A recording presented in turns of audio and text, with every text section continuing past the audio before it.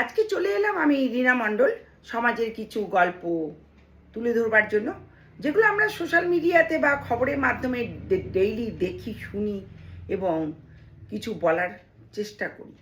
আমরা দেখি আজকাল সরকারি কলেজগুলো যেগুলো আছে সেগুলোতে নানা রকম বাইরের স্টুডেন্ট বা বাইরের লোক গিয়ে ঝামেলা করে। আমরা যেটা দেখেছি যাদবপুর ইউনিভার্সিটি, যেটা আমাদের একটি বিশ্ববিদ্যালয়, যেখানে নানা রকম স্টুডেন্টরা সেখানে থাকেন এবং পড়াশোনা করেন।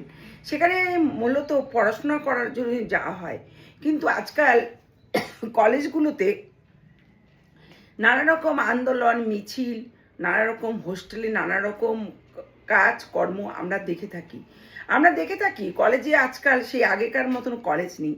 যে কোনো কলেজ নেই, নানা রকম আন্দোলন করা হয়, নানা রকম গুন্ডা গেদ্রি, এগুলো আমরা দেখে আসছি। কলেজগুলোতে আমরা এগুলো আশা করি না।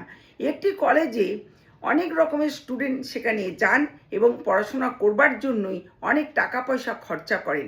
প্রত্যেক কলেজ আমাদের কাছে খুব প্রশংসনীয় এবং যেখানে স্টুডেন্টরা থেকে আনন্দ পাবে এবং আনন্দভাবে পড়াশোনা করবে, কিন্তু সেটা আজকাল এগুলো হয় না।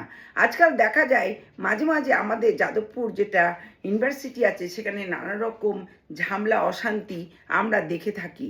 আমরা সব কিছুই সরকারকে দোষ দিই, কিন্তু এখানে কি সরকারের সব জায়গায় আমরা দোষারোপ দিলে চলে না, বা দেখা যায় না প্রত্যেকটা বিষয়ে সরকারকে দোষ দেওয়া।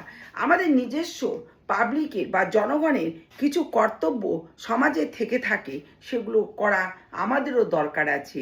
আমরা কিছু হলেই আন্দোলন এবং অনেক কিছু করে থাকি, কিন্তু সেটা হয়তো সবাইকে বিচার বিবেচন করা উচিত।